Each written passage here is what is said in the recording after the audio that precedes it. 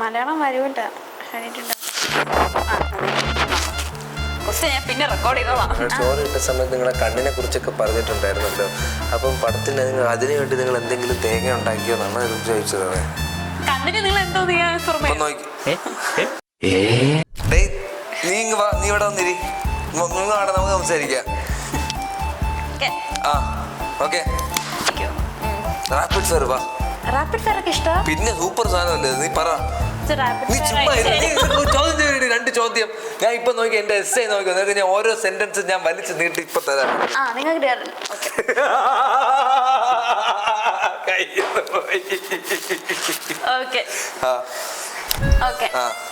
മുരുകൻ എന്ന് പറഞ്ഞ ക്യാരക്ടർ കേട്ടപ്പോ ആദ്യം മനസ്സിൽ വന്നത് എന്താ?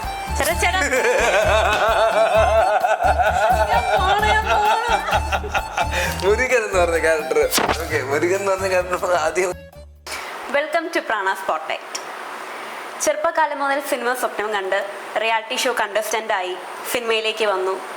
പിന്നീട് ആങ്കറിങ്, ഓൺട്രപ്രണർഷിപ്പ്, ഇപ്പോൾ ടോളിവുഡിൽ വരെ ഒരു സെൻസേഷനായി മാറിയ വെങ്കിയാണ് നമ്മുടെ കൂടെ ഉള്ളത്.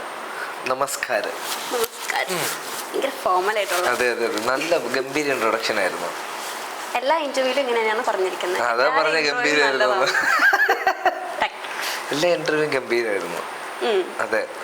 എങ്ങനെയുണ്ട് ഇപ്പോഴത്തെ ലൈഫ്? ഇന്റർവ്യൂ, തിരക്കിട്ട ജീവിതം എൻജോയ് ചെയ്യുന്നുണ്ടോ? ആ, രസമുണ്ട്. പിന്നെ ഇങ്ങനെ അറിയാലോ, നമ്മൾ ഒരേ കാര്യങ്ങൾ ഇങ്ങനെ പറഞ്ഞ് ഇരിക്കുന്നതിന്റെ ഒരു ഇതുണ്ട്. അപ്പം എത്രയും പെട്ടെന്ന് പുതിയൊരു വിശേഷം കൂടെ പറയാൻ പറ്റട്ടെ എന്നാണ്. നല്ല അടുത്ത പടത്തിന്റെ പരിപാടികളും കാര്യങ്ങളൊക്കെ, അതൊക്കെയാണ് ആഗ്രഹം.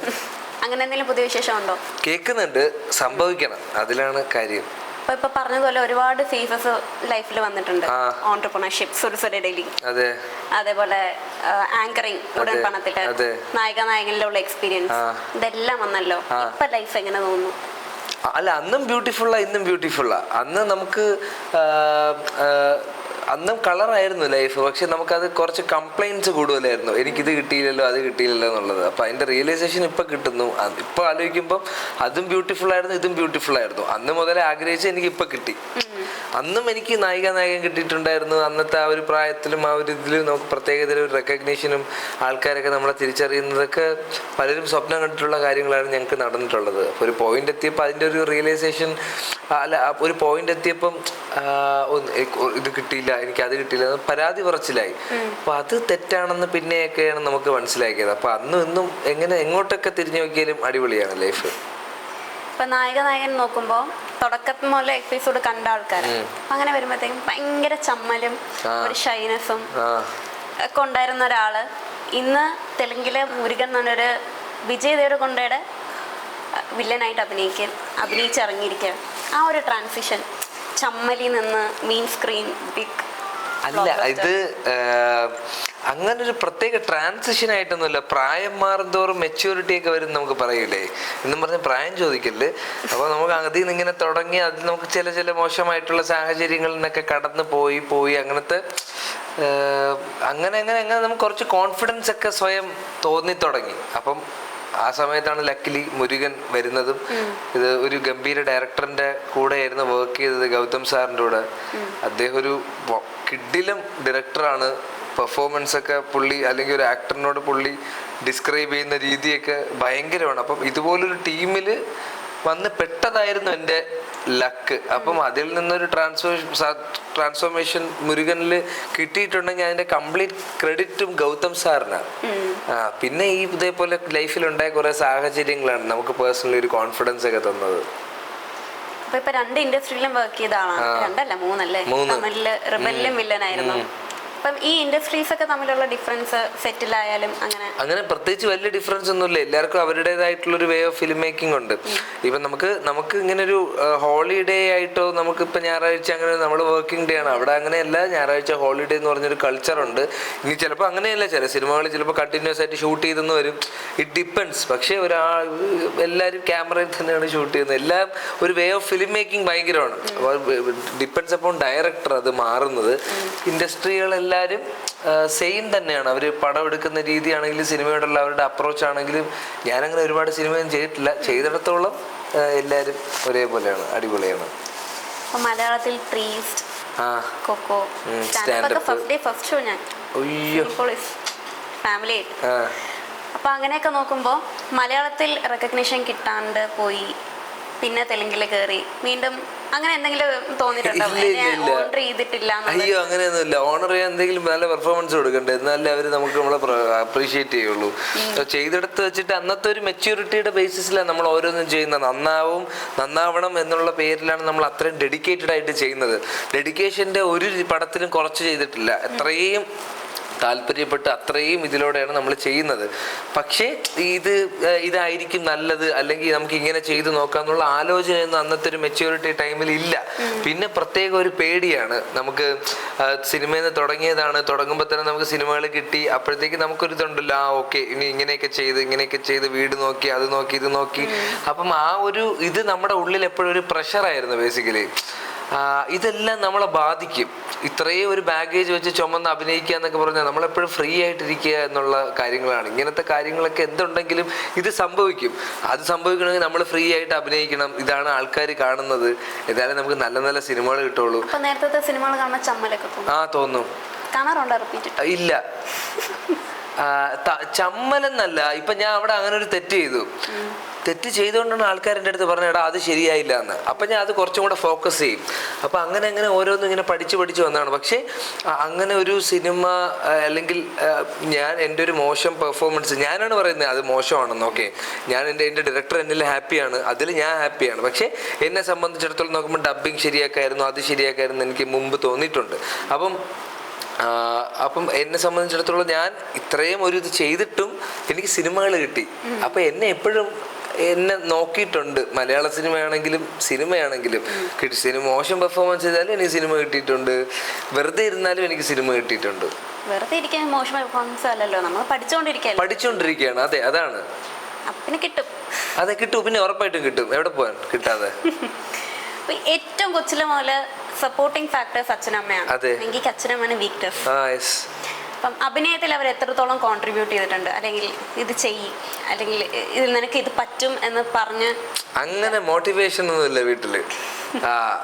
ഇങ്ങനെ സിനിമ താല്പര്യം എന്ന് പറഞ്ഞപ്പോഴേക്ക് ശരി PG എടുത്തിട്ട് പോടാന്നാണ് പറഞ്ഞത്. മോട്ടിവേഷൻ ഇൻ എ സെൻസ് എന്താണെന്ന് വെച്ചാൽ എൻ്റെ പല സിനിമയും ഡ്രോപ്പായി ഞാൻ വീട്ടിൽ വന്ന സമയത്ത് ഇത് കുഴപ്പമില്ല, ഇതില്ലെങ്കിൽ വേറെ കിട്ടും, ഇതാണ് മോട്ടിവേഷൻ. അല്ലാതെ ഇങ്ങനെ അങ്ങനെയൊന്നും എൻ്റെ അടുത്തൊന്നും പറഞ്ഞിട്ടില്ല. എല്ലാം നമ്മുടെ മൈൻഡിലും ബുദ്ധിയിലും തോന്നിയ ഓരോ കാര്യങ്ങൾ അപ്പോഴപ്പോഴും പ്രവർത്തിച്ച് പോയി. ഭാഗ്യമുണ്ട് എനിക്ക് ഭയങ്കരമായിട്ട്. ഞാൻ ഭയങ്കര ഒരു ലക്കി പേഴ്സണാണ്. ചുറ്റുമുള്ള ആൾക്കാർ നല്ലതാണ്. എൻ്റെ അപ്രോച്ച് ഞാൻ ജെനുവിനായിട്ടാണ് ചെയ്യുന്നത്. അതുകൊണ്ട് ഇപ്പം എങ്ങനെയെങ്കിലുമൊക്കെ എനിക്ക് സിനിമ വരുന്നുണ്ട്. അപ്പം അത് ഭയങ്കര ഭാഗ്യമാണ്. ഇപ്പം വർഷത്തിലൊരിക്കൽ അല്ലെങ്കിൽ 1.5 വർഷത്തിലൊരിക്കൽ ഞാൻ ഒരു പടം ചെയ്യുകയാണെങ്കിൽ പോലും എനിക്ക് അത് കഴിഞ്ഞിട്ട് എനിക്ക് സിനിമകൾ കിട്ടുന്നുണ്ട് എന്ന് പറയുന്നതാണ് അൾട്ടിമേറ്റ് ഭാഗ്യം. അപ്പം ഈ പറയുന്ന പോലെ വീട്ടിൽ നിന്ന് അങ്ങനെ ഒരു മോട്ടിവേഷൻ, എൻ്റെ മോട്ടിവേഷൻ ഇതില്ലടാ, ഇതില്ലേ നമുക്ക് വേറെ കിട്ടും, അങ്ങനത്തെ ഒരു രീതി, ഒരു അപ്രോച്ചായിരുന്നു വീട്ടുകാർക്ക് എൻ്റെ അടുത്ത്. ഈ ജെന്യുവൻ ആയിട്ട് എല്ലാവരും അപ്രോച്ച് ചെയ്യുന്ന കാര്യം പറഞ്ഞല്ലോ. ഇപ്പം നമ്മൾ ഓഡിയോ ലോഞ്ചിൻ്റെ സ്പീച്ച് കണ്ടറിയാം. ശരിക്കും ഞാൻ ആദ്യം കണ്ടപ്പോൾ സ്ക്രിപ്റ്റഡ് ആയിരിക്കും, പക്ഷെ അറ്റ് സം പോയിന്റ് അത് സ്ക്രിപ്റ്റഡ് അല്ല എന്ന് നമുക്ക് മനസ്സിലായി. അത്ര എക്സൈറ്റ്മെൻ്റ് ആയിട്ട്, അതായത് ഇത്രയും കാലം ആഗ്രഹിച്ചിരുന്ന ഒരു സാധനം കിട്ടിയത്, അതിന്റെ ഒരു സെലിബ്രേഷൻ ആയിരുന്നു ശരിക്കും ആ സ്പീച്ച്, അല്ലേ? സെലിബ്രേഷൻ ആയിരുന്നു ചോദിച്ചാൽ എനിക്ക് അറിഞ്ഞുകൂടാ. കാരണം അത് അങ്ങനത്തെ ഒരു സ്റ്റേജാ. അവിടെ ഇപ്പം ഗൗരി പോയി നിന്നാലും ഗൗരി കുറച്ചും കൂടെ എക്സൈറ്റഡ് ആയിട്ട് സംസാരിക്കുള്ളൂ. അത്രയും വലിയ സ്റ്റേജും അത്രയും വലിയൊരു ഓഡിയൻസ് ആണ് നമ്മുടെ ഫ്രണ്ടിൽ നിൽക്കുന്നത്. അപ്പം ഇത്രയും നാൾ എനിക്ക് കിട്ടാത്ത, അങ്ങനെയല്ല, ഇത്രയും നാൾ ഞാൻ നിന്നു. പക്ഷേ കിങ്ഡത്തിനെ സംബന്ധിച്ചിടത്തോളം എനിക്ക് പേഴ്സണലി ഭയങ്കര ഗ്രാഫുള്ള ഒരു ക്യാരക്ടറായിരുന്നു മുരുകൻ. എൻ്റെ ഒരു മൈൻഡ് സെറ്റ് അനുസരിച്ചാണ് ഞാൻ പറയുന്നത്. ഇപ്പം ഇത്രയും വലിയൊരു പടം, അപ്പം ഇത്രയും ഒരു കിടിലം ക്യാരക്ടർ പടത്തിൽ ഉടനീളമുണ്ട്. അപ്പം ഇന്ന കാസ്റ്റാണ്, അനിരുദ്ധ് മ്യൂസിക്കാണ്, ജേഴ്സിയുടെ ഡയറക്ടറാണ്. അപ്പം അന്ന് രാവിലെ അദ്ദേഹം എൻ്റെ അമ്മയോടും സംസാരിച്ചിട്ടുണ്ടായിരുന്നു. അപ്പം ഇതെല്ലാം ഇമോഷണൽ എനിക്ക് കിടക്കുന്നുണ്ട്. അപ്പോൾ പൊതുവെ എനിക്ക് അദ്ദേഹത്തിന് ഭയങ്കര ഇഷ്ടമാണ്, ഗൗതം സാറിന്. അപ്പം ആ ഒരു സ്റ്റേജിൽ ഫസ്റ്റ് ഞാൻ വരുമ്പോൾ ഞാൻ ഞെട്ടി, ഇത്രയും വലിയ സ്റ്റേജിലാണ് പരിപാടി എന്ന്. ആ സ്റ്റേജിൽ എന്നെ വിളിച്ചപ്പോൾ ടെൻഷനും എക്സൈറ്റ്മെൻറ്റുമാണ്. അതാണ് എന്നെ അവിടെ അങ്ങനെ ഓരോന്നും പറയിപ്പിച്ചതും. കാരണം വന്ന് ഒരു 1.5 മിനിറ്റ് പറഞ്ഞിട്ട് പോവാനാണ് ഞാൻ കയറിയത്. പക്ഷെ അവിടെ പോയപ്പോൾ എനിക്കത് ഭയങ്കര ഇഷ്ടപ്പെട്ട് എനിക്കങ്ങനെ പെട്ടെന്ന് പോകാനും തോന്നില്ല. കാരണം ഞാൻ വന്നു പറഞ്ഞു, തിരിച്ച് ഞാൻ ആങ്കറിൻ്റെ അടുത്ത് പോയി സംസാരിച്ചിട്ട് വീണ്ടും ഞാൻ വരുന്നുണ്ട്, എന്നെ എല്ലാവരും നോക്കിക്കോണേ. കാരണം എനിക്ക് സിനിമ അത്ര ഇഷ്ടമാണ്. എനിക്ക് സിനിമ ഇനി ഒരു പെർഫോമൻസിൻ്റെ പേരിലോ എനിക്ക് സിനിമ കിട്ടാതെ ആവരുത്, അല്ലെങ്കിൽ എനിക്കിത് എൻ്റെ അപ്രോച്ച് ജെന്യുവിനാണ്. അപ്പോൾ എനിക്ക് അത്രയും ഞാൻ എഫേർട്ട് എടുക്കുന്നുണ്ട്. അപ്പോൾ എനിക്കൊരു ഹിറ്റ് അല്ലെങ്കിൽ എൻ്റെ പെർഫോമൻസ് നല്ലതാണെന്നൊക്കെ പറയുന്നത് കേൾക്കണമെന്ന് എനിക്ക് ഭയങ്കര ആഗ്രഹം ഉണ്ടായിരുന്നു. അതെനിക്ക് കിണ്ടത്തിലൂടെ അതെനിക്ക് കിട്ടി. അത് ഇനി തുടരെ തുടരെ കിട്ടുന്നതാണ് എനിക്ക് ആഗ്രഹം. വന്നുകൊണ്ടേയിരിക്കണം. അപ്പൊ താരാമ്മ ഇപ്പം ഭയങ്കര സന്തോഷത്തിലായിരിക്കും. എന്നാലും വിജയ് ദേവരകൊണ്ട ഒരു സ്റ്റോറി ഇട്ടു, ഭയങ്കര വലുതായിട്ടൊക്കെ താരാമ്മയെ പറഞ്ഞു. അങ്ങനെ നോക്കുമ്പോൾ പുള്ളിക്കാരി ബിഗ് സ്ക്രീനിൽ കണ്ടപ്പോ എങ്ങനെയായിരുന്നു? ബിഗ് സ്ക്രീനിൽ കണ്ടപ്പോൾ ആദ്യത്തെ എക്സ്പീരിയൻസ് ആയ സ്റ്റാൻഡപ്പ് മുതൽ ഇന്നിപ്പോ മുരുകൻ വരെ കണ്ടു നിൽക്കുമ്പോ എങ്ങനെയാണ്? സെയിം എക്സൈറ്റ്മെന്റ് ആണ്. സ്റ്റാൻഡപ്പിൽ കാണുമ്പോഴും ഫസ്റ്റ് എനിക്കൊരു ക്യാരക്ടർ റോള് കിട്ടുന്നതാണ്. ഇല്ലെങ്കിൽ ഞാൻ പോട്ടെ വെളിപാടിന്റെ പുസ്തകത്തിൽ ഒരു ഡയലോഗ് ഉണ്ടെങ്കിൽ പോലും അതേ എക്സൈറ്റ്മെന്റ് ആണ് അമ്മ കിങ്ഡത്തിൽ കണ്ടപ്പോഴും കിട്ടിയത്. പിന്നെ അമ്മയ്ക്ക് ഇൻസ്റ്റാഗ്രാം ഒന്നും അറിഞ്ഞൂടാ, അപ്പം ഇങ്ങനെ സ്റ്റോറി കിട്ടുന്നുള്ള കാര്യമൊന്നും അറിഞ്ഞൂടാ. കാരണം ഞാൻ അവിടെ സ്റ്റോറി എന്താണെന്നൊക്കെ ഞാൻ പിന്നെ പറഞ്ഞു കൊടുക്കേണ്ടി വരും, ഇങ്ങനെയാണ് ഇൻസ്റ്റാഗ്രാം. അപ്പൊ അത് അറിഞ്ഞൂടാ. വാട്സാപ്പ് ഒക്കെ ഉണ്ട്, അപ്പൊ എനിക്ക് വരുന്നതെല്ലാം ഞാൻ അയച്ചു കൊടുക്കാറുണ്ട്. അപ്പൊ ഇതെല്ലാം കാണും. അമ്മ ഭയങ്കര സന്തോഷമാണ്. സ്വാഭാവികമായിട്ടും സ്വന്തം മോനല്ലേ, അവ എന്ത് കാണിച്ചാലും ഹാപ്പി ആയിരിക്കും. ഇനി എൻ്റെ മോശം പെർഫോമൻസിന് എനിക്ക് തോന്നിയതാണെങ്കിൽ അമ്മയ്ക്ക് ഭയങ്കര ഇഷ്ടമാണ്. അൾട്ടിമേറ്റ്ലി ഈ സിനിമ അമ്മയുടെ ഓഫീസിലുള്ള ഒരു ഒട്ടുമിക്ക ആൾക്കാരും പോയി കണ്ടു. അപ്പൊ അവിടെ നിന്നൊക്കെ അമ്മയ്ക്ക് ഇങ്ങനെ ചേച്ചി അവൻ കൊള്ളാം എന്നൊക്കെ പറയുമ്പോഴത്തേക്ക് അമ്മയ്ക്ക് ഒരു പ്രത്യേക ഒരു മകനെ കുറിച്ചുള്ള ഒരു അഭിമാന നിമിഷമൊക്കെ ഇല്ലേ? ലൈഫിൽ മെന്ററായിട്ട് കാണുന്ന എന്തെങ്കിലും ഒരു അഡ്വൈസ് എടുക്കുന്ന ആരെങ്കിലും ഉണ്ടോ? അങ്ങനെയല്ല. ഇപ്പം സ്വാഭാവികമായിട്ട് സുഹൃത്തുക്കളുണ്ട്. ഇപ്പം എന്തെങ്കിലും ഒരു ഡൗട്ട് വരുമ്പം ഇപ്പം വേണമെങ്കിൽ ആൽജോ സാറിനെ വിളിക്കാം. ഞാൻ അങ്ങനെ വിളിച്ച് ബുദ്ധിമുട്ടിക്കാറില്ല. ഇപ്പം ഇവിടെ തന്നെ പടത്തിലൊക്കെ അഭിനയിക്കുന്ന രഞ്ജിത്ത് എന്ന് പറഞ്ഞ ചേട്ടനുണ്ട്, ഇടയ്ക്കിടയ്ക്ക് വിളിക്കും. കൂടെ തന്നെ ഉണ്ട് നമ്മുടെ പയ്യന്മാരിപ്പം സലീം, ആഡിസ്, അപ്പം ഇവരൊക്കെ വിളിക്കും. പക്ഷെ അങ്ങനെ ആരെയും വിളിച്ച് ബുദ്ധിമുട്ടിക്കാറില്ല. മെന്ററിങ് എന്ന് പറഞ്ഞാൽ എനിക്ക് അറിഞ്ഞുകൂടാ അതെന്താണ്, ഇങ്ങനെ ചെയ്തോട്ടെ അങ്ങനെ ചെയ്തോട്ടാന്ന് ഞാൻ അങ്ങനെ ചോദിച്ചിട്ടുമില്ല. അങ്ങനത്തെ ഒരു അവസരങ്ങൾ, അതായത് നമുക്കൊരു 50 സ്ക്രിപ്റ്റ് കിട്ടുന്നു, നമുക്ക് അത്രയും സ്ക്രിപ്റ്റ് ഇതിൽ ഏത് സെലക്ട് ചെയ്യണം, അങ്ങനത്തെ ഒരു അവസരം എനിക്ക് വരാത്തത് കൊണ്ടേ. പക്ഷെ ഇപ്പൊ കുറച്ചൊക്കെ വരുന്നുണ്ട്. അതെ, അപ്പം ഇനി പരിചയത്തിൽ ആൾക്കാരുണ്ട്. അപ്പം അവരുടെ അടുത്തൊക്കെ ചോദിക്കുക, ഇങ്ങനത്തെ ഒരു പരിപാടി ഉണ്ട്, അല്ലെങ്കിൽ സാർ ഇങ്ങനത്തെ ഒരു പരിപാടി ഉണ്ട്. സ്വാഭാവികമായിട്ടും നമ്മളെക്കാളും കുറച്ചും കൂടെ എക്സ്പീരിയൻസ് ഉള്ള ആൾക്കാരല്ലേ, അതൊക്കെ ചോദിക്കും. അങ്ങനെ സുഹൃത്തുക്കളും ഗുരുക്കന്മാരും ഒക്കെ ഉണ്ട്. അവരൊക്കെയാണ് എൻ്റെ ഒരു മെന്റേഴ്സ് എന്ന് പറയുന്നത്. ഫ്രണ്ട്ഷിപ്പിന് ഭയങ്കര വാല്യൂ കൊടുക്കുന്ന ആളാണ്. അതുകൊണ്ടാണ് സുരസുര ഇഡ്ഡലി തന്നെ സംഭവിച്ചത്. അതെ അതെ അതെ. വൈ ഇഡ്ഡലീസ് എന്ന് പറഞ്ഞാൽ ഞാൻ ഭയങ്കര ഒരു ഇഡ്ഡലി ഫാനാണ്. എനിക്ക് ഇഡ്ഡലി ഭയങ്കര ഇഷ്ടമാണ്. അച്ഛൻ്റെ അമ്മ ഇഡ്ഡലി അമ്മ എന്നൊക്കെയാണ് വിളിക്കുന്നത്. അപ്പം ബേസിക്കലി ഞങ്ങൾക്ക് കുക്കിംഗ് അത്ര വലിയ വശമില്ല. അപ്പം ദോശ എന്ന് പറഞ്ഞൊരു കോൺസെപ്റ്റ് മൈൻഡിലില്ലായിരുന്നു. ഇഡ്ഡലി ആയിരുന്നു ഫസ്റ്റ് പ്ലാൻ. അപ്പം അങ്ങനെ സഡൻലി എടുത്തു. ഇഡ്ഡലിക്ക് വലിയ ബുദ്ധിമുട്ടില്ല. മാവെടുത്ത് ആ സാധനത്തിൽ ഒഴിച്ചാൽ കറക്റ്റ് ഷേപ്പിൽ ഇങ്ങനെ കിട്ടിക്കോളും. മറ്റേത് അതല്ല, നമ്മളിങ്ങനെ റൗണ്ടിൽ ചുടണം. നിങ്ങളവിടെ എത്ര ടൈപ്പ് ഇഡ്ഡലി ഉണ്ട്? ഞങ്ങളുടെ ഒരു 5 ടൈപ്പ് ഉണ്ട്, 5-6 ടൈപ്പ് ഉണ്ട്. അതെ അതെ. സോയ ഇഡ്ഡലി, പൊടി ഇഡ്ഡലി, ബട്ടർ തട്ട്, പനീർ, ദം ഇഡ്ഡലി. അടിപൊളിയായിട്ട് പോണു. ഇപ്പൊ ഒരു കാർട്ടിലാണ് നമ്മൾ നിൽക്കുന്നത്. കഴിഞ്ഞ നവംബർ 16 തുടങ്ങി. ചിലപ്പോൾ ഈ നവംബർ 16 അല്ലെങ്കിൽ അതിന് മുന്നേയോ ഞങ്ങളൊരു ഷോപ്പായിട്ട് തുടങ്ങാൻ പോവുകയാണ്. അതിന്റെ ആ ഒരു ഭാഗത്തൊക്കെ തന്നെ. അതൊരു ഭയങ്കര അടിപൊളിയായിട്ടുള്ളൊരു മൊമെന്റ് ആണ്. ശരിക്കും വെങ്ങിച്ചേട്ടൻ സിനിമയിലെ സെലിബ്രിറ്റിനെക്കാളും ഏറ്റവും കൂടുതൽ സെലിബ്രേറ്റ് ചെയ്യപ്പെട്ടത് അല്ലേ? ട്രിവാൻഡ്രത്ത് ഒരു ഇഡ്ഡലി ഫീവർ കൊടുത്ത ആളാണ്. ഒട്ടുമിക്ക എല്ലാ ഇൻഫ്ലുവൻസേഴ്സും ഫുഡ് ബ്ലോഗേഴ്സും അവിടെ ആയിരുന്നു. ഒരുപാട് പേര് വന്നു. എല്ലാ ന്യൂസ് ചാനലിലും പരിപാടിയൊക്കെ എല്ലാവരും ഉണ്ടായിരുന്നു. അങ്ങനെ ഒരു ഇഡ്ഡലി ഫീവർ കൊടുത്ത ആളാണ്. ഇഡ്ഡലി ഫീവർ ഒന്നും കൊടുത്തില്ല. എനിക്ക് മുന്നേ അവിടെ വേറെ കടകളൊക്കെ ഉണ്ടായിരുന്നു. പക്ഷേ കട അങ്ങനെ അത്ര ഫേമസ് ആയ വേറെ കടകൾ ഉണ്ട്. ഇത്രയും വലിയ സ്പോട്ടിൽ വേറെ. ഇതിപ്പം ഇതിൽ എന്താ വെച്ചാൽ പലരും പറയുന്നതാണ്, എനിക്കറിയില്ല. പലരും പറയുന്ന പേരൊരു ഭയങ്കര കൗതുകമായിരുന്നു. സുഡ സുഡ ഇഡ്ഡലി എന്ന് പറഞ്ഞൊരു പേരിനെ പറ്റിയിട്ട് പലരും എൻ്റെ അടുത്ത് അങ്ങനെ എങ്ങനെ പേര് ചോദിച്ചു. പല മീഡിയ ചാനൽസും എൻ്റെ അടുത്ത് ചോദിച്ചിട്ടുണ്ട്. പിന്നെ ഈ വരുന്ന വ്ളോഗേഴ്സ് അവർ അൾട്ടിമേറ്റാണ്. കാരണം ഒരു വ്ളോഗറിന്റെ പവർ എന്താണെന്ന് ഞാൻ അവരൊരു വീഡിയോ എടുത്ത് ഇൻസ്റ്റാഗ്രാമിൽ ഇട്ട എന്ത് സംഭവിക്കുന്നുള്ളത് ഞാൻ വിറ്റ്നസ് ചെയ്തിട്ടുണ്ട്. കാരണം ഞങ്ങൾ നവംബർ 16 കട തുടങ്ങി. ഞങ്ങൾ രാവിലെ ആയിരുന്നു കേട്ടോ ആദ്യം. രാവിലെ 4 മണിക്ക് എണീക്കും, കട തുടങ്ങും. അങ്ങനെ കഴിഞ്ഞ് ഒരു പോയിന്റ് എത്തിയപ്പോൾ വൈകുന്നേരം ആക്കാമെന്ന് വിചാരിച്ചു. അങ്ങനെ വൈകുന്നേരം ആക്കി.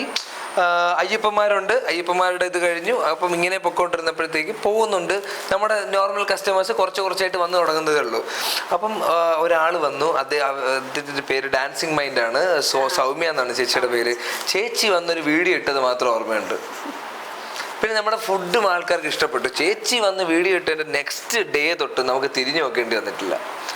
ഫസ്റ്റ് ഡേ തൊട്ടേ നമ്മൾ പ്രോഫിറ്റാണ്. കാരണം അയ്യപ്പ സീസണിലാണ് നമ്മൾ തുടങ്ങുന്നത്. പക്ഷെ ഒരു വ്ളോഗറിന്റെ പവർ എന്താണെന്നുള്ളത് അത് ഭയങ്കരമാണ്. ഇൻസ്റ്റാഗ്രാമും സോഷ്യൽ മീഡിയയുടെ ഒക്കെ പവർ ഭയങ്കരമാണ്. ഞാൻ കേട്ടുണ്ട്. എന്താ കേട്ടെ? വീട്ടില് പണ്ട് ഒരാൾ മോഹൻലാൽ ഫാനായിട്ട് അടികൂടും, വേറെ ആൾ മമ്മൂട്ടി ഫാനായിട്ട് അടികൂടും. ആരാ അത് രണ്ടുപേരും? ഒന്ന് ഞാൻ ലാലേട്ടൻ ഫാനും അച്ഛൻ മമ്മൂട്ടി ഫാനും. ഞങ്ങൾക്ക് രണ്ടുപേർക്കും ഒരു ഒത്തൊരുമ വരുന്ന എവിടെയെന്ന് അറിയാമോ? രജനീകാന്തിലാണ്. ചെറുതിലെ അങ്ങനെയായിരുന്നു. പക്ഷെ അൾട്ടിമേറ്റ്ലി ഞങ്ങൾ എല്ലാരും കൂടെ ഒരുമിച്ച് പടം പോയി കാണുന്ന രജനി സാർ തലൈവർ ഫാൻ. അതിൽ ഞങ്ങൾക്ക് ഭയങ്കര ഒത്തൊരുമയാണ്. അച്ഛന്റെ സൈഡിൽ നിന്ന് കിട്ടിയതും അമ്മ രജനി സാറും മമ്മൂക്കയും. അതെ. പിന്നെ ലൈക്ക് എല്ലാ പടങ്ങളും കാണാൻ തുടങ്ങി. ഞാൻ സിനിമയിലാണെന്നും കൂടെ അറിഞ്ഞപ്പോൾ ലാലേട്ടൻ, മമ്മൂക്ക, ഇപ്പം ഇവരുടെ അതെല്ലാം വെളിപാടിന്റെ പുസ്തകം. ഞാൻ ലാലേട്ടൻ്റെ കൂടെ ദൂരെയാണെങ്കിൽ സൈഡിലൊക്കെയാണ് ഞാൻ ഉണ്ടെന്നുണ്ടെങ്കിലും അവർ മനസ്സിലായി തുടങ്ങി. ഞാൻ പറഞ്ഞിട്ടുണ്ട് അമ്മ ഇങ്ങനെ ലാലേട്ടൻ്റെ അടുത്ത് സംസാരിച്ച്. അപ്പൊ ഇവരുടെ ക്യാരക്ടർ അപ്പോഴല്ലേ അവർക്ക് മനസ്സിലാവുള്ളൂ. അങ്ങനെ ആയി തുടങ്ങി. പക്ഷെ ഞങ്ങളൊരു ഭയങ്കര രജനീകാന്ത് ആരാധകരാണ്. അങ്ങനെ നോക്കിയാൽ മമ്മൂട്ടിയോട് അഭിനയിച്ചിട്ടുണ്ട്, മോഹൻലാലിനോട്. ഇപ്പൊ കറന്റ് ഫേവറേറ്റ് എന്നല്ല, ഓൾ ടൈം ഫേവറേറ്റ് രജനി സാറാണ്. പിന്നെ അൾട്ടിമേറ്റ്ലി നമ്മുടെ ഇൻസ്പിറേഷൻ എന്ന് പറയുന്നത് രജനി സാറ്, മമ്മൂക്ക, ലാലേട്ടൻ. എനിക്ക് പ്രീസ്റ്റിൽ അവസരം തരുന്ന മമ്മൂക്കയാണ്.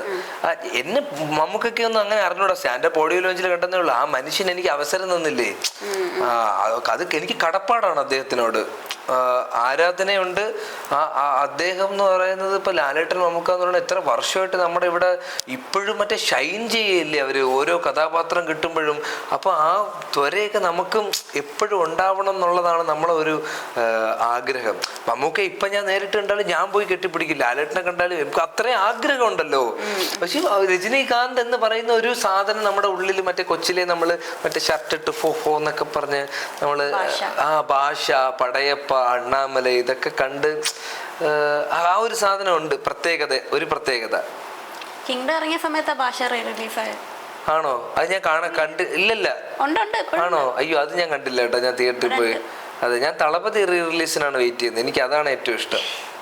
പിന്നെ ലൈഫിൽ ഏറ്റവും ഗ്രേറ്റ്ഫുൾ ആയിട്ടുള്ള ആരെങ്കിലും ഒരുപാട് പേര് കാണും, എന്നാലും അത്രയും ഗ്രേറ്റ്ഫുൾ ആയിട്ടുള്ള വീട്ടുകാര് അവര് ഒരു പ്രഷറും എനിക്ക് തരാത്തത് കൊണ്ടാണ് ഇപ്പൊ എനിക്ക് കിങ്ഡം ചെയ്യാൻ പറ്റിയതും അല്ലെങ്കിൽ ഇപ്പൊ സിനിമയിൽ നിൽക്കാൻ പറ്റിയതും. അത് വീട്ടുകാർ ഉള്ളത് കൊണ്ട് മാത്രമാണ്. ഞാൻ അപ്പം അവരിൽ ഭയങ്കര ഗ്രേറ്റ്ഫുൾ ആണ്. എൻ്റെ കൂട്ടുകാരിൽ ഞാൻ ഭയങ്കര ഗ്രേറ്റ്ഫുൾ ആണ്. ഞാൻ ഇതുവരെ അഭിനയിച്ച സിനിമകളിലെ എല്ലാ ടീമുമായിട്ട് എനിക്ക് ഭയങ്കര ഗ്രേറ്റ്ഫുൾ ആണ്. ആ ടീമും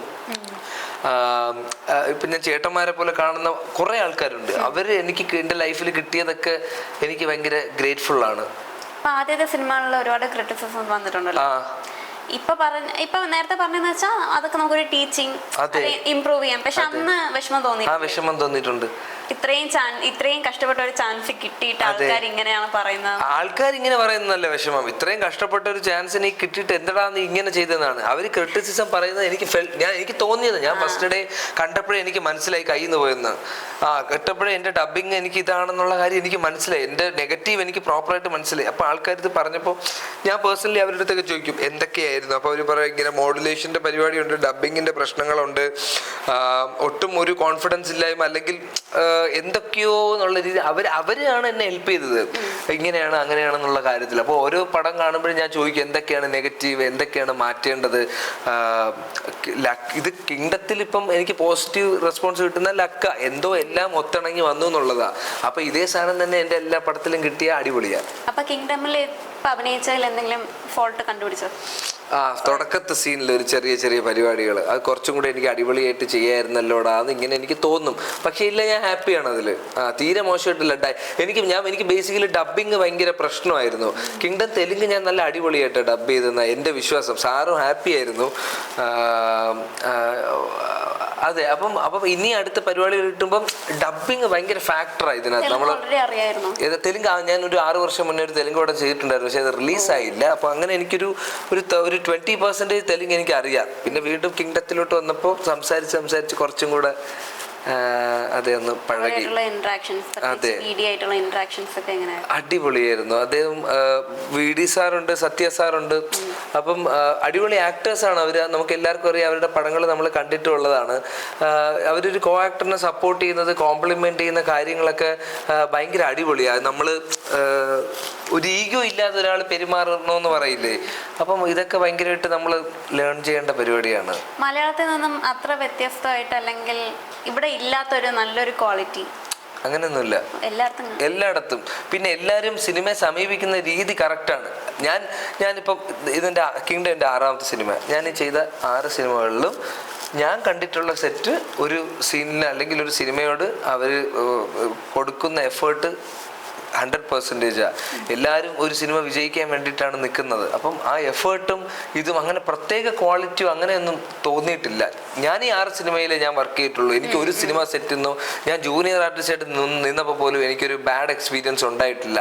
ഞാൻ അതുകൊണ്ടാണ് പറയുന്നത്, എൻ്റെ ചുറ്റുപാടും എപ്പോഴും നല്ല ആൾക്കാരാണ് എൻ്റെ ചുറ്റിലും ഉള്ളത്. അതുകൊണ്ടാണ് ഞാൻ ഭയങ്കര ഹാപ്പി ആയിട്ടിരിക്കുന്നത്.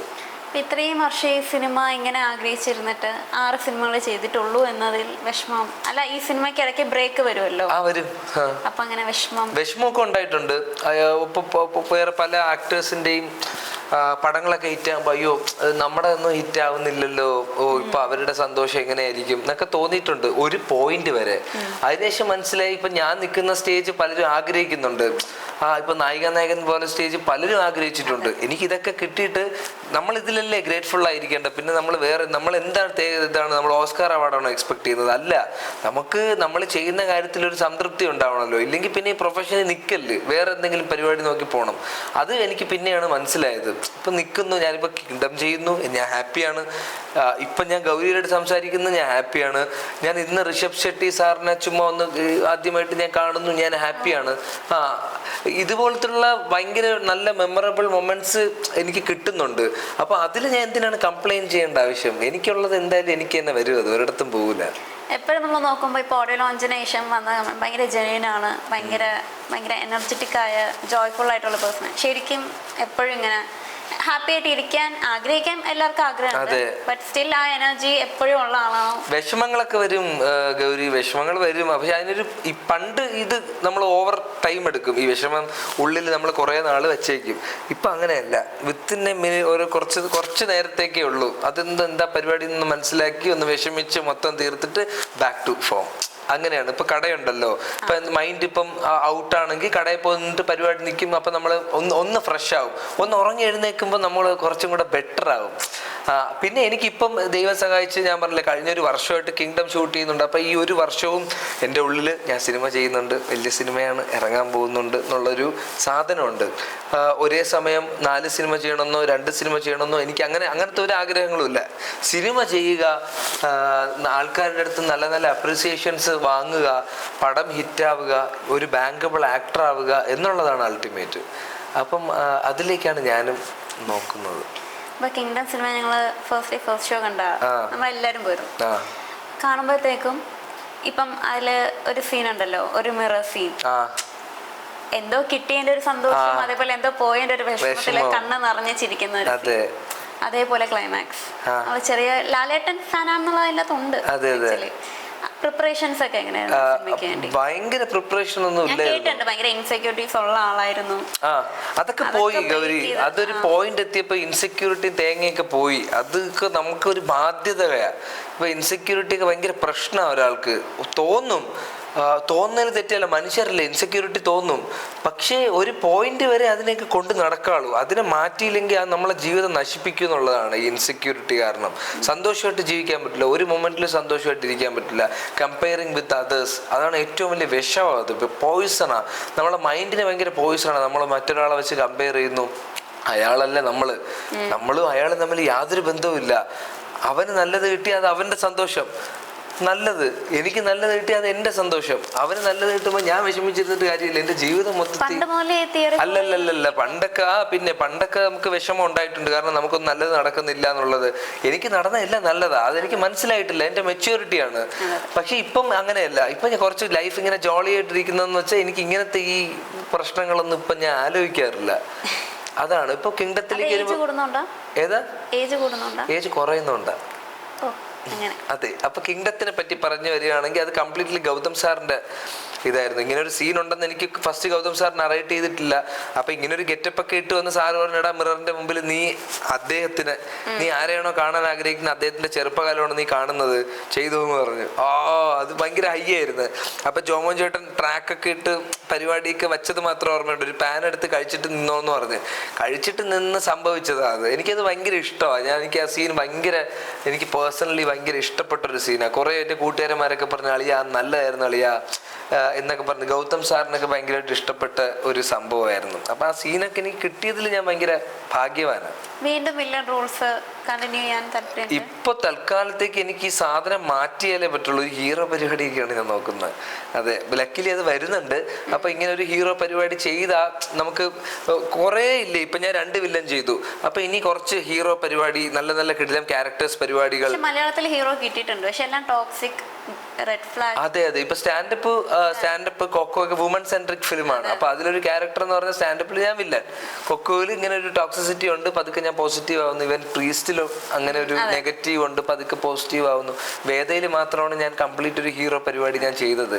അപ്പം എനിക്കൊരു പ്രോപ്പർ ഹീറോ പരിപാടി ചെയ്ത് ഇതിനെ ഈ വില്ലൻ എന്നുള്ള സംഭവം ബ്രേക്ക് ചെയ്തിട്ട് ഇതും ചെയ്ത് ഇപ്പം വിജയ് സേതുപതി സാറൊക്കെ ചെയ്യുന്ന പോലെ 2 സ്ഥലത്തും അങ്ങോട്ട് പോയി ചെയ്യണമെന്ന് ആഗ്രഹമുണ്ട്. പക്ഷെ ഇപ്പൊ എൻ്റെ ആഗ്രഹം ഒരു അടിപൊളി ഒരു ഹീറോ പരിപാടി ചെയ്യണമെന്നാണ്. കിട്ടിയ സന്തോഷം. എന്തടി നീ ഇങ്ങനെ പറയണ? അത് ആയിക്കോട്ടെ, അല്ലേ? അപ്പൊ ഇനി ഞാൻ ഇതും കൂടെ പ്രൂവ് ചെയ്താ അതും കൂടെ എല്ലാരും ഓക്കെ ഇവ ഇതിലും കൊള്ളാം എന്നൊക്കെ പറയുന്നത് കേൾക്കാൻ ആർക്കാണെങ്കിലും ഒരു ആഗ്രഹം ഉണ്ടാവില്ലേ? എനിക്ക് അറിഞ്ഞൂടാ. ഇവരെന്റെ തമിഴ് പടമോ എന്തോ ഒന്ന് കണ്ടിട്ടുണ്ടെന്ന് തോന്നുന്നു. കാരണം ഡയറക്ടറിന് മുന്നേ രവി എന്ന് പറയും, ഡയറക്ടറിന്റെ അസോസിയേറ്റാ. അപ്പൊ രവിയാണ് ഈ പടത്തിന്റെ കാസ്റ്റിങ്ങും കാര്യങ്ങളൊക്കെ നോക്കിയത്. രവി ഇങ്ങനെ ഇൻസ്റ്റാഗ്രാമിൽ എന്തോ സ്ക്രോൾ ചെയ്തോണ്ടിരിക്കുന്ന സമയത്ത് എങ്ങനെയോ അവന്റെ ഇതിൽ എന്റെ മുഖം പെട്ട്. അവൻ തമിഴ് ട്രെയിലറിലാണോ പെട്ടത് അതോ വേറെ എന്തെങ്കിലും ഫോട്ടോ ആണെന്നുള്ള കാര്യം അറിഞ്ഞുകൂടാ. അവൻ അങ്ങനെ പെട്ടിട്ട് സാറിന് കാണിച്ചു കൊടുത്തപ്പോൾ ലക്കിലി സാറിനും ഇഷ്ടപ്പെട്ട്. അങ്ങനെയാണ് നീ കോള് വരുന്നത്. പിന്നെ ഡയറക്ടറുടെ സത്യം പറഞ്ഞാൽ ജേഴ്സി കണ്ട സമയത്ത് അതിൽ നാനിയുടെ മകനായിട്ട് ചെയ്തൊരു ആക്ടറുണ്ട്. ആ റോള് ഞാൻ ഭയങ്കരമായിട്ട് കണ്ട സമയത്ത് അയ്യോ എടാ ഇതെനിക്ക് ചെയ്യായിരുന്നല്ലോ എന്ന് ഭയങ്കരമായിട്ട് ഞാൻ ആഗ്രഹിച്ചിട്ടുണ്ടായിരുന്നു.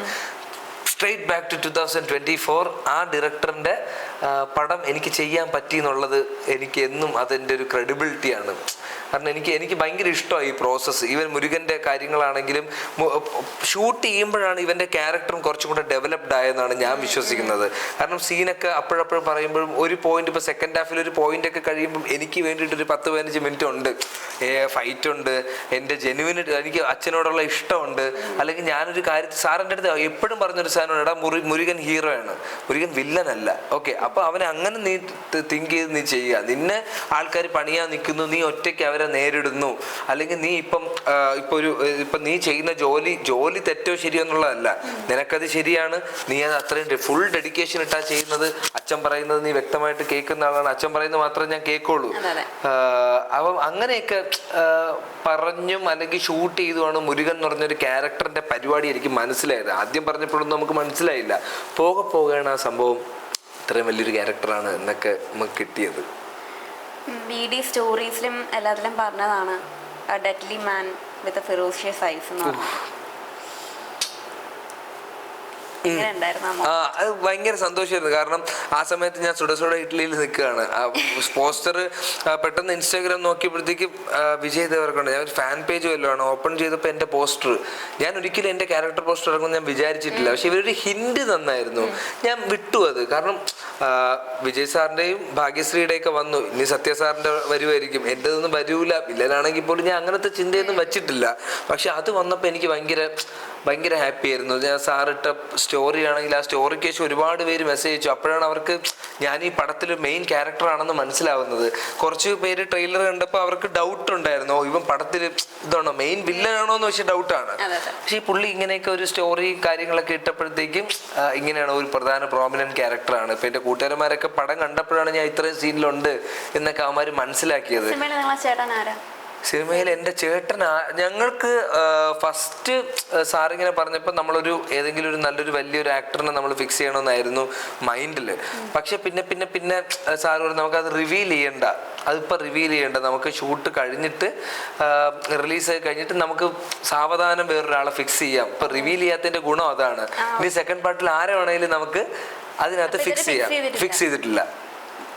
കാരണം ഒരു ആക്ടറുടെ ഡേറ്റ് ഒക്കെ പ്രധാനമല്ലേ. ഇപ്പം വലിയ ആക്ടർ പോകുമ്പോൾ അവരുടേതായ ഡേറ്റും പരിപാടിയും എല്ലാം ഉണ്ടാവും. ഫെയിമായ ഒരാള് സുറുസുറില്ലി പോലെ റോഡ് സൈഡിലോ ട്രക്കില് ഒരു കട തുടങ്ങാണ്. ആൾക്കാരുടെ റെസ്പോൺസ് എല്ലാരും തിരിച്ചറിഞ്ഞു ഇത് വെങ്കി ഇന്ന ഫെയിമുള്ള ആളാണെന്നുള്ളത്. കുറച്ച് പേരൊക്കെ അത്യാവശ്യം കുറച്ച് പേർക്കൊക്കെ അറിയായിരുന്നു ഉടൻപണം. അത് കാരണം ഞാൻ ഉടൻപണം എന്ന് പറഞ്ഞൊരു ഷോ ചെയ്തിരുന്നു. അപ്പോൾ ഉടൻപണം ഷോ ചെയ്തപ്പോൾ കുറച്ചും കൂടെ വീട്ടിലിരിക്കുന്നവർക്ക് എൻ്റെ മുഖം കുറച്ചും കൂടെ ഒന്ന് പരിചിതമായി. അപ്പം കടയിൽ നിൽക്കുമ്പോൾ പോലും അപ്പം പലരും വന്ന് ചോദിക്കും, എടാ സിനിമയൊന്നും ഇല്ലേ, നീ കടയിൽ നിൽക്കുന്ന. ഞാൻ പറഞ്ഞു ഇങ്ങനെ ഒരു തെലുങ്ക് പടം ചെയ്തുകൊണ്ടിരിക്കുന്നത്. സ്വാഭാവികമായിട്ട് അവർ തെലുങ്ക് പടം എത്രത്തോളം കാണുന്നുള്ള കാര്യം നമുക്ക് അറിഞ്ഞുകൂടാ. അപ്പം ചില അമ്മമാര് പറയും, മക്കളെ നീ സിനിമയിൽ അഭിനയിക്കണം കേട്ടോ, ഇവിടെ വന്നൊന്നും നിൽക്കല്ലേ. അപ്പൊ വളരെ ജെനുവിനായിട്ട് അവർ പറയുന്നത്. പക്ഷെ അതൊന്നും മൈൻഡിലില്ലായിരുന്നു. കാരണം നമുക്ക് ഈ ഒരു ബ്രാൻഡൊക്കെ ഒരു തുടങ്ങി അത് സക്സസ്ഫുൾ ആക്കുക എന്നൊക്കെ പറയുന്നത് ഭയങ്കര കാര്യമാണ്. നമുക്കിതെല്ലാം ലക്കിലാണ് നമുക്ക് നിൽക്കുന്നത്. ഇപ്പം കട തുടങ്ങി ഒരു 8-9 മാസം ആവുന്നു. പക്ഷെ എല്ലാം ഇത്ര ആൾക്കാർ നമുക്ക് ഫുഡാണ്, നമ്മൾ ഫുഡ് നല്ലതായിട്ട് ഇഷ്ടപ്പെടുന്നു. നമ്മുടെ കടയിൽ നമ്മൾ തന്നെ പോയി നിൽക്കണ്ടേ. കട വലുതായി സ്റ്റാഫുകൾ കൂടുമ്പോൾ നമുക്കൊന്ന് ബാക്കിലോട്ട് നിൽക്കാന്നല്ലാതെ ഇതുപോലത്തെ ഒരു ചെറിയൊരു അറ്റ്മോസ്ഫിയറിൽ നമ്മൾ കാരണം നമുക്ക് ആർക്കും ബിസിനസ്സിനെ പറ്റിയിട്ട് യാതൊരുവിധ ഐഡിയ ഇല്ല. എന്തൊക്കെയോ ഒരു പരിപാടിയിൽ തുടങ്ങിയതാണ്. അപ്പൊ അവിടെ ഒന്ന് പോയി നിൽക്കുന്നതിലൊന്നും എനിക്ക് അങ്ങനെ ഇനിഷ്യൽ സ്റ്റേജ് ഓഫ് പ്രിപ്പറേഷൻസ് ഒക്കെ എന്തായിരുന്നു? നിങ്ങൾക്ക് അറിഞ്ഞൂടല്ലോ എന്താണ് ബിസിനസ് കാര്യങ്ങളെന്നൊക്കെ. അപ്പോ ഈ അതിന് വേണ്ടി എടുത്ത പ്രിപ്പറേഷൻസ് ഞങ്ങൾ ഒരു ഒക്ടോബറിലാണ് ഈ പരിപാടി പ്ലാൻ ചെയ്യുന്നത്. അപ്പോൾ അപ്പോഴേ ഉറപ്പിച്ചു നമ്മൾ നവംബർ 16 നമുക്ക്. കാരണം നവംബർ 16 തൊട്ട് പത്മനാഭസ്വാമി ക്ഷേത്രത്തിൽ തിരക്കാണ്. അപ്പോൾ നമുക്ക് ആളുണ്ടാവില്ല എന്നുള്ളതില്ല. ആദ്യം തൊട്ട് ബ്രേക്ക് ഈവൻ ആവുമെന്ന് അറിയായിരുന്നു. ലക്കിലി ഞങ്ങൾക്ക് നല്ലൊരു ഷെഫ് ഒരു ചേട്ടനെ കിട്ടി. ഹരി എന്നാണ് അദ്ദേഹത്തിൻ്റെ പേര്. ഐസിലേക്ക് ബ്രദർ, ഒരു മെന്റർ. പുള്ളിയാണ് നമ്മളൊന്ന് പുഷ് ചെയ്തതും എന്തെങ്കിലും സംശയങ്ങളുണ്ടെങ്കിൽ പുള്ളി വഴിയാണ് നമ്മൾ ഡീൽ ചെയ്ത് ക്ലിയർ ചെയ്ത് പോയത്. ഇപ്പൊ നമ്മുടെ അമ്മമാരാണ് കട ഉദ്ഘാടനം ചെയ്തത്.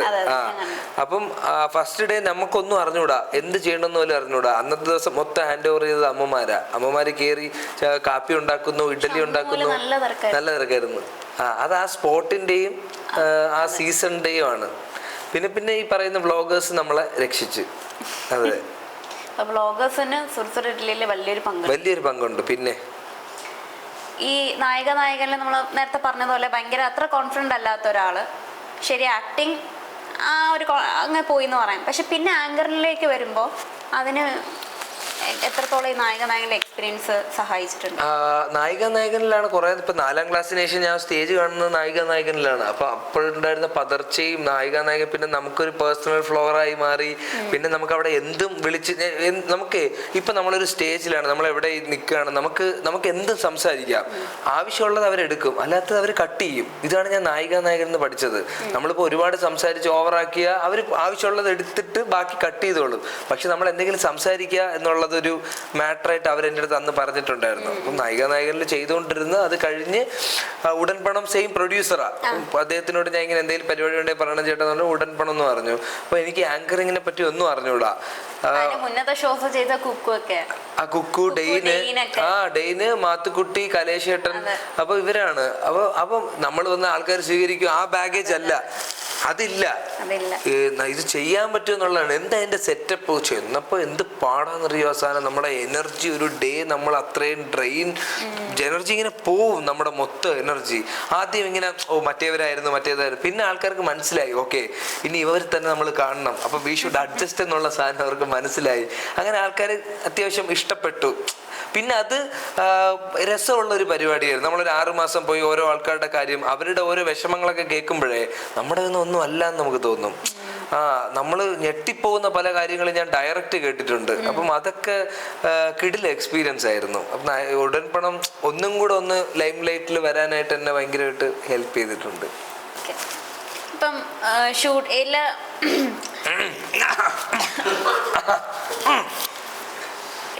ഷൂട്ടിന് മുന്നേ എടുക്കുന്ന തയ്യാറെടുപ്പുകളൊക്കെ ചേട്ടാ ഇതെന്റെ പ്രശ്നമാണ്. എനിക്കത് ആദ്യമേ മനസ്സിലായി.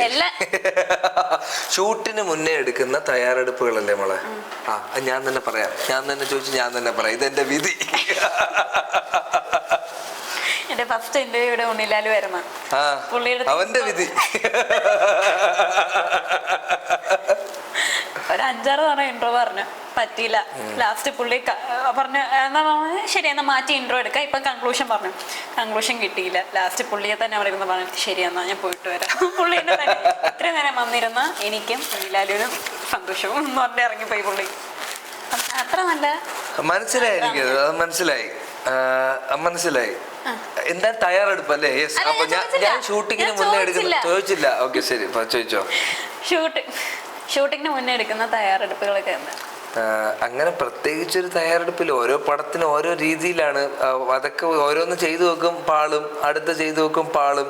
അപ്പം കിങ്ഡത്തിനെ സംബന്ധിച്ചിടത്തോളം അങ്ങനെ ഏതാ ഇല്ല ഞാൻ പറഞ്ഞിട്ടില്ല. ഞാൻ അഭിനയിച്ച സെറ്റിൽ എനിക്ക് യാതൊരുവിധ പ്രശ്നങ്ങളും എനിക്ക് ഇതുവരെ ഉണ്ടായിട്ടില്ല. എല്ലാരും മുത്തുകളായിരുന്നു. എല്ലാരും കാര്യം പോട്ടെ, നിങ്ങൾ അഭിനയിച്ചതില് എനിക്ക് ചീത്ത കേട്ടിട്ടില്ല ഇതുവരെ ചീത്ത കേട്ടിട്ടില്ല. അത് ഞാൻ നല്ലതായതുകൊണ്ടല്ല.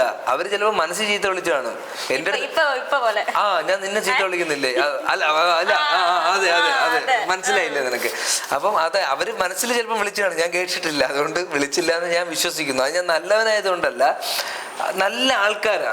ഇപ്പൊ ഇതേ സാധനം എനിക്ക് എല്ലാ സെറ്റിലും എക്സ്പെക്ട് ചെയ്യാൻ പറ്റില്ല. നമ്മളൊരാളുടെ സമയം ഭയങ്കരമായിട്ട് ഒരു എഫേർട്ടും എടുക്കാതെ വേസ്റ്റ് ചെയ്ത് ആരാണെങ്കിലും ചീത്ത വിളിക്കും. നമ്മൾ എഫേർട്ട് എടുക്കുന്നുണ്ട്, പക്ഷെ അത് എത്രത്തോളം വരുന്നുണ്ട്. ഇപ്പൊ ഡയറക്ടറിന് ഒരു കൺവിക്ഷൻ ഉണ്ടല്ലോ, പുള്ളിക്ക് ഒരു രീതി ഉണ്ടല്ലോ. അപ്പൊ അതുവരെ നമ്മളെ എത്തിക്കുക എന്നുള്ള രീതിയിൽ നമ്മൾ അത്രയും ഹാർഡ് വർക്ക് ചെയ്യും. അത് പലർക്കും മനസ്സിലാവും. ഓക്കെ അവൻ വർക്ക് ചെയ്യണുണ്ടെന്നുള്ള കാര്യം മനസ്സിലാവും. അപ്പൊ ആരും അങ്ങനെ ചീത്തയൊന്നും വിളിച്ചിട്ടുമില്ല, വിളി കേൾക്കേണ്ടി വന്നിട്ടുമില്ല. ഇപ്പൊ കിങ്ഡത്തിനെ സംബന്ധിച്ചിടത്തോളം എനിക്കങ്ങനെ ഒരു പ്രിപ്പറേഷൻ ഉണ്ടായിട്ടില്ല. കുറച്ച് സിനിമകളൊക്കെ ജസ്റ്റ് ചുമ്മാ ഒന്ന് കണ്ടു നോക്കി പോയതാ. കാരണം ഗൗതം സാറ് ഇപ്പൊ നമ്മൾ വിചാരിക്കുന്നതല്ല പുള്ളിയുടെ മൈൻഡിലുള്ള മുരുകൻ. അപ്പൊ അത് 1-2 ദിവസം ചെയ്താണ് ഓക്കെ സാർ ഇങ്ങനെയൊക്കെയാണ്. ഇപ്പൊ സാറിന്റെ അടുത്ത് പറഞ്ഞടാ ഒരുപാട് നീ എക്സ്പ്രസ് ചെയ്യല്, നിന്റെ ഉള്ളിലാണ് എല്ലാം, അത് നീ എപ്പോഴും ഓർത്തോ. ഇങ്ങനത്തെ കുറെ ഇൻപുട്ടുകൾ തന്ന അതൊക്കെയായിരുന്നു എന്റെ പ്രിപ്പറേഷൻ. പിന്നെ മുരുകനെ സംബന്ധിച്ചിടത്തോളം ഡയലോഗ് കാണാതെ പഠിക്കുക, എഴുതി പഠിക്കുക, പ്രോപ്പർ ഒരു പേപ്പറിൽ എന്തൊക്കെ ഡയലോഗാണോ എഴുതി കാണാതെ പഠിക്കുക എന്നുള്ളതായിരുന്നു എന്റെ ഒരു പ്രിപ്പറേഷൻ. അഭിനയിച്ചാൽ വീണ്ടും കൂടെ അഭിനയിക്കണം എന്ന് തോന്നിയ ആക്ടർ? മമ്മൂട്ടിയുടെ അഭിനയിച്ചിട്ടുണ്ട്, മോഹൻലാലിനോട് അഭിനയിച്ചിട്ടുണ്ട്, വിജയുടെ അഭിനയിച്ചിട്ടുണ്ട്. ഇത്രയും അങ്ങനെ ഒരുപാട് പേരോട് രജനി സാറിന്റെ കൂടെ അഭിനയിക്കണമെന്ന് ഭയങ്കര അതിയായ ആഗ്രഹമുണ്ട്. മ്യൂസിക് നടന്നില്ല, അതുപോലെ അത് നടക്കും, ഉറപ്പായിട്ടും നടക്കും. ഞാൻ പറഞ്ഞ നീ എന്റെ ചോദിച്ച ആഗ്രഹം ഏതാന്നല്ലേ? അല്ല പിന്നെ ഞാൻ വല്ലപ്പോഴേക്കാണ് നാക്ക് ഉൾക്കാതെ സംസാരിക്കണം. ഇതുവരെ അഭിനയിച്ചതില് വീണ്ടും അവരുടെ കൂടെ അഭിനയിക്കണം അത് എല്ലാവരുടെ അടുത്തും ഉണ്ട്. എനിക്ക് പ്രത്യേകിച്ച് ഇപ്പൊ പ്രീസ്റ്റില് ഇപ്പം ലാലേട്ടൻ്റെ കൂടെ എനിക്ക് വെളിപാടിന്റെ പുസ്തകത്തിൽ ചെറിയ പരിപാടി ചെയ്യാൻ പറ്റില്ല. ഒരു അടിപൊളി കിടിലം ക്യാരക്ടർ. ഇപ്പൊ ഹൃദയപൂർവ്വത്തില് സംഗീത് പ്രതാപ് ഒക്കെ ചെയ്തില്ലേ, അപ്പൊ അതുപോലത്തെ ക്യാരക്ടറൊക്കെ ചെയ്യണമെന്ന് ആഗ്രഹമുണ്ട്. മമ്മൂക്കയുടെ ഒന്നും കൂടെ ഒരു കിടിലം അന്നത്തെ ഒരു പേടിയൊക്കെ മാറ്റി എനിക്ക് കുറച്ചും കൂടെ ആ ക്യാരക്ടറിന് ഒരു എഫേർട്ട് ഇട്ട് എൻ്റെ ഒരു ബെസ്റ്റ് മമ്മൂക്കയോടൊപ്പം എനിക്ക് ചെയ്യണമെന്നൊരു ആഗ്രഹം ഉണ്ടായിരുന്നു. കാരണം പുള്ളിയാണ് എന്നെ കാസ്റ്റ് ചെയ്തത്. അപ്പം പേടി കാരണം എനിക്ക് പ്രോപ്പറായിട്ട് പലതും എനിക്ക് ചെയ്യാൻ പറ്റിയിട്ടില്ലായിരുന്നു. അപ്പം അങ്ങനെ എനിക്ക് ചെയ്യണമെന്ന് ആഗ്രഹമുണ്ട്. എനിക്ക് ഇപ്പം അൾട്ടിമേറ്റ്ലി എനിക്ക് എൻ്റെ ഒരു ഹീറോ പരിപാടി ചെയ്യണമെന്ന് എനിക്ക് അതിയായ ആഗ്രഹമുണ്ട്. എപ്പോഴും ഞാൻ ആഗ്രഹിച്ചിട്ടുള്ളത്, അല്ലെങ്കിൽ എനിക്ക് കുറേ അവസരങ്ങൾ നഷ്ടപ്പെട്ടിട്ടുള്ളത് എനിക്കൊരു പ്രൊഡ്യൂസർ ഇവനെ വെച്ച് ആരും പ്രൊഡ്യൂസ് ചെയ്യില്ല എന്നുള്ളൊരു ഇത് കേട്ടിട്ടാണ്. അപ്പം എന്നെ സംബന്ധിച്ചിടത്തോളം എനിക്ക് ഇപ്പം എൻ്റെ ഏറ്റവും അടുത്ത സുഹൃത്തുക്കൾ കൊണ്ടുവരുന്ന കഥ, നല്ല അടിപൊളി കഥ, അയ്യോ ഞാൻ ചെയ്ത എനിക്ക് അടിപൊളിയായിരിക്കും സാർ, ഇങ്ങനെ ഒരു പടം ഉണ്ട്, ഒന്ന് പ്രൊഡ്യൂസ് ചെയ്യോ എന്ന് പറയണമെങ്കിൽ ഞാൻ ബാങ്കബിൾ ആവണം. അതാണ് എൻ്റെ ഏറ്റവും വലിയ ലക്ഷ്യം. എനിക്ക് ഒരു ബാങ്കബിൾ ആയിട്ടുള്ള ഒരു ആക്ടർ ആവണമെന്ന് ഭയങ്കര ആഗ്രഹമുണ്ട്. എന്നാലേ എനിക്ക് എൻ്റെ കൂട്ടുകാരന്മാർ കൊണ്ടുവരുന്ന കഥ അളിയ വാളി ഒരു പടം ചെയ്യാന്നൊക്കെ പറഞ്ഞ് നമുക്ക് ചെയ്യാൻ പറ്റുന്നതും, പ്രൊഡ്യൂസർ നമ്മൾ വിശ്വസിച്ച് വരുന്നതും, അവരുടെ പൈസ നഷ്ടം വരാതെ പോകുന്നതും, ഇതൊക്കെ ഭയങ്കര വലിയ കാര്യം ഒരു ആക്ടറിനെ സംബന്ധിച്ചിടത്തോളം. അപ്പൊ എനിക്ക് ആ ഒരു സ്റ്റേജിൽ എത്തണം. വേറെ ജോണേഴ്സ് ഞാൻ പറഞ്ഞില്ലേ, ഈ ഹീറോ അല്ലാണ്ട് വില്ലനും അല്ലാണ്ട് ശരിക്കും ഞാൻ നായകനിലൊക്കെ കൊമഡിയനായിട്ടാണ് കൂടുതലും.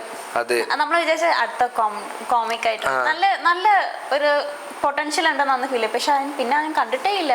ആരും വിളിക്കുന്നില്ല, വില്ലനായിട്ട് വിളിക്കുന്ന ഇഷ്ടമാണ്, പാടാണ് അത് ചെയ്യാൻ, ഇഷ്ടമാണ്.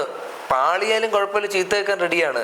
പക്ഷെ ഞാൻ പറഞ്ഞില്ലേ, ഇപ്പം എൻ്റെ അൾട്ടിമേറ്റ് എന്ന് പറയുന്നത് എനിക്ക് നല്ലൊരു അടിപൊളി ഹീറോ പരിപാടി ചെയ്തിട്ട് ഓക്കെ ഇവനെ വെച്ച് പ്രൊഡ്യൂസ് ചെയ്യടാ, എനിക്ക് എന്നെ റോം കോം ചെയ്യാമല്ലോ, പരിപാടി നമുക്ക് ചെയ്യാമല്ലോ. അത് ചെയ്തിട്ട് എനിക്ക് എന്ത് വേണമെങ്കിലും ചെയ്യാം. എനിക്ക് ക്യാരക്ടറായിട്ട് എനിക്ക് പോവാം, വില്ലനായിട്ട് പോവാം, എനിക്ക് എന്തും ചെയ്യാം. പക്ഷെ ഒരു ബാങ്കബിൾ ആയിട്ടുള്ള ഒരു ആക്ടർ എനിക്ക് ആവണം, അതെനിക്ക് ആയേ പറ്റുള്ളൂ എന്നുള്ളൊരു ടൈപ്പ് കാസ്റ്റിംഗ് ഉണ്ട് എനിക്ക്. ടൈപ്പ് കാസ്റ്റിംഗ് അവരെ തെറ്റല്ല, എന്നെ വിളിക്കുന്നവരുടെ തെറ്റല്ല. അവർക്ക് എന്ത് ചെയ്യാൻ പറ്റും, എനിക്കൊരു അവസരം തരാൻ പറ്റും. ആ അവസരം ഇതുപോലെയാണ്. അപ്പോൾ നമ്മൾ വിചാരിക്കും ഓക്കെ ഇനി ഞാൻ ഇങ്ങനെ വില്ലൻ തന്നെ ചെയ്തുകൊണ്ടിരുന്ന എനിക്ക് തന്നെ ഒരു എക്സൈറ്റ്മെന്റ് വേണമല്ലോ. അപ്പോൾ ഒന്ന് ഷിഫ്റ്റായി ഒരു റൊമാൻറ്റിക് പരിപാടി, അടുത്തൊരു കോമഡി പരിപാടി, ഒരു ത്രില്ലർ പരിപാടി ചെയ്തിട്ട് വീണ്ടും വില്ലൻ ചെയ്യാൻ ഞാൻ തയ്യാറാണ്. എനിക്ക് ഭയങ്കര ഇഷ്ടമാണ് അങ്ങനെ മാറി മാറി ചെയ്യാൻ. പക്ഷെ ഞാൻ പറഞ്ഞില്ലേ, എനിക്ക് അൾട്ടിമേറ്റ് എൻ്റെ ഏറ്റവും വലിയ ആഗ്രഹം ഒരു ബാങ്കബിൾ ആക്ടർ ആവുക, എന്നെ വെച്ച് ആൾക്കാർ പ്രൊഡ്യൂസ് ചെയ്യുക. അതിലേക്ക് ഞാൻ എത്തും, അതിനുവേണ്ടി എന്തും ഞാൻ ശ്രമിക്കും.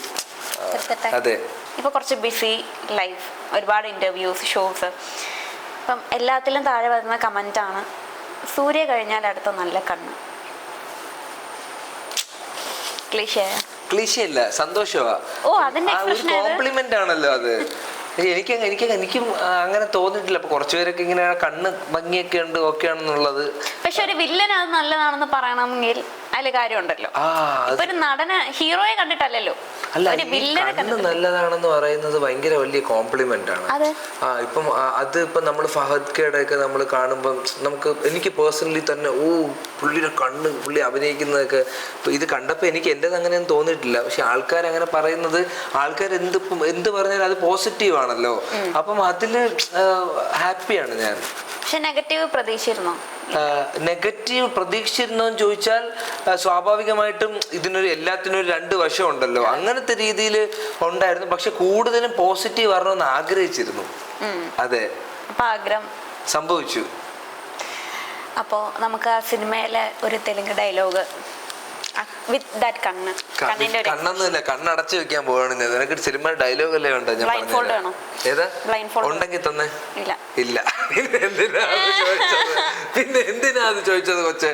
ഞാൻ പറഞ്ഞുതരാം. സിനിമയിലെ ഡയലോഗ് അല്ലേ, ആകെപ്പാടെ ഞാൻ ട്രെയിലറിൽ വന്ന കട്ടുള്ള ഒരു ഡയലോഗ് ഞാൻ പറഞ്ഞുതരാം. ഓക്കെ, కొత్తగా వచ్చావు కదా, ఈడ కొన్ని రూల్స్ ఉన్నాయి, అవి మార్చడానికి కుదరదు. ഇതൊരു ഡയലോഗ്. നീ തമിഴാണോ കണ്ടത്? നീ തെലുങ്കിലെ ഡയലോഗല്ലേ എന്റെ അടുത്ത് ചോദിച്ചത്? ട്രെയിലർ കണ്ടാ മനസ്സിലാവും, യൂട്യൂബ് എടുത്തിട്ട് കണ്ടാ മതി. മൊത്തം കയ്യിന്ന് പോയിരിക്കുക നിന്റെ. തെലുങ്കിലെ പടം, തെലുങ്കിലെ ഡയലോഗ് ചോദിച്ചിട്ട് ഞാൻ തമിഴാ കണ്ടെന്ന് പറയുന്ന മോളെ, നിന്നൊന്ന് ഇന്നത്തെ എപ്പിസോഡ് കഴിഞ്ഞ കേട്ടോ. നിനക്ക് എല്ലാവിധ ആശംസകളും.